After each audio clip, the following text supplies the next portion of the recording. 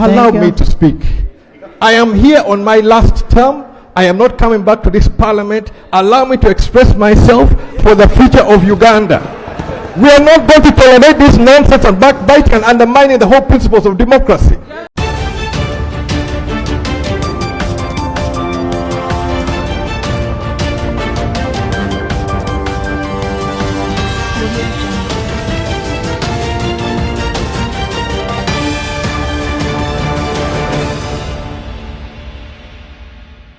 Akena, the president of UPC, has come out to announce that he's not coming back to parliament.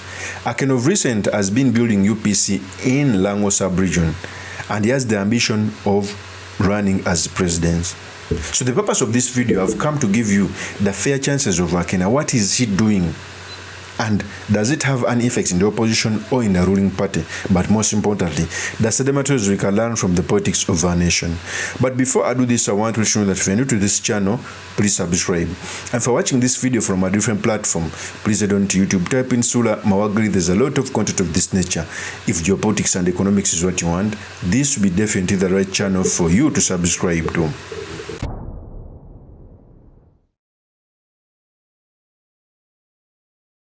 So Jimmy Akena is the son of the former President Milton Obote.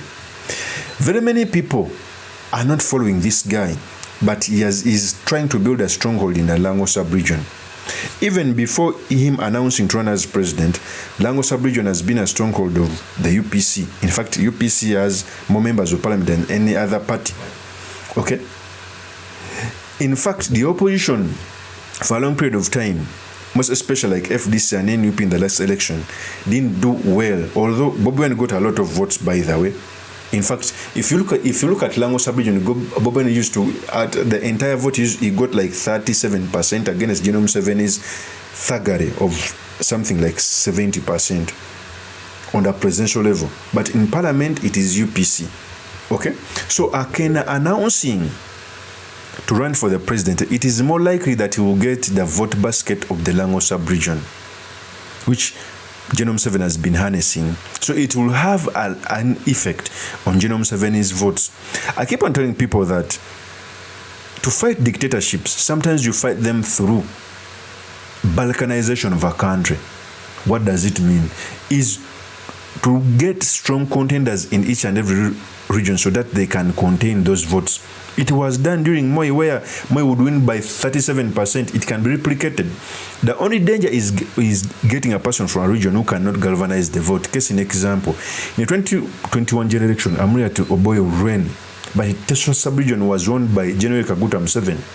So that is a mistake. If indeed, if Amria to Oboye won the Teso sub-region, maybe the vote margin of General Kaguta Museveni, even after seeing the votes, would reduce. So if Akena runs, Lango sub-region is very sure is going to vote for him. And he's going to get all members of parliament. Because even right now, UPC has the majority. Before I proceed, I want to play a tape when Akena was announcing this, as he was urging the speaker. Here's a tape. Allow me to speak. I am here on my last term. I am not coming back to this parliament. Allow me to express myself for the future of Uganda. We are not going to tolerate this nonsense and backbiting and undermining the whole principles of democracy.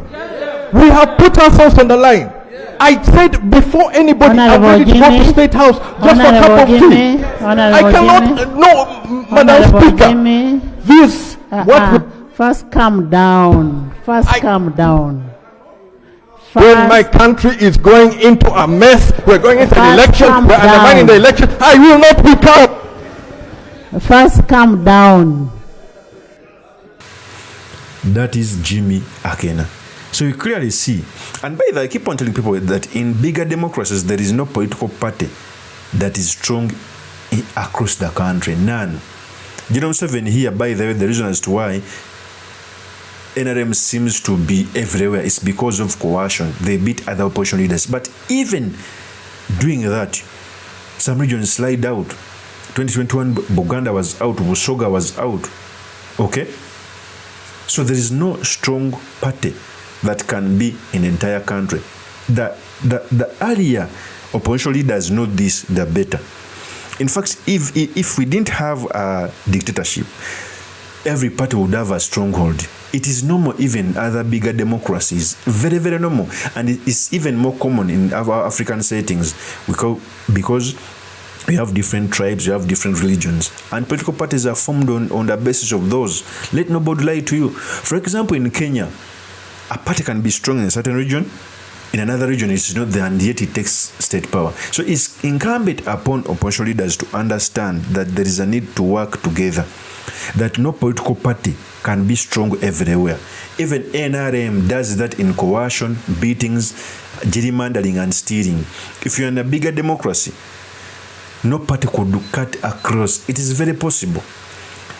So, for opposition leaders to take on General Kaguta Museveni, they must have that at their back to understand that NUP, although you are strong, but your stronghold can be Buganda and Busoga. In other regions, you can get members of parliament and some votes, but you cannot be as agile like it is in Busoga and Buganda. NRM, if it weren't for dictatorship, its stronghold would be maybe Ankole and some parts of Kigezi. They can also get members of parliament anywhere else in Uganda, Busoga, Lango, but not as agile as the Western. It's the truth. Okay? So, for me, I endorse Akena to run. But of course, I want him to work together with the opposition forces so that at least first we can tame General Museveni's vote thuggery, but also deny him the 50+1 vote. In that way, we can squeeze him to where we want, because right now General Museveni is 82 years. Okay, in the next election is going to be 82. That means he's not becoming stronger but weaker. He's not becoming wiser, but he's becoming an octogenarian, and it's normal. Okay, you cannot tell me that General Museveni 20 years ago is the same as now when he's becoming old. Okay, so Akena is building a stronghold. The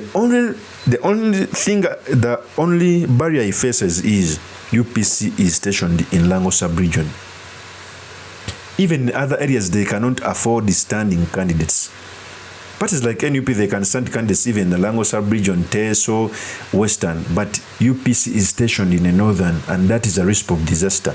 But of course, it is okay for a political party, because political parties in democracies have strongholds. It's very normal. Of course, that's my opinion. Do make comments by commenting about this. Thank you very much for listening in. If this is the first time on this YouTube channel, I implore you to subscribe, like, and comment so that I can be motivated to do more of such videos. I'll see you on another one. Peace. Mpala na walai kusaba kimuze mpala na bulungi abampala no bulungi nange benjagala obulungi.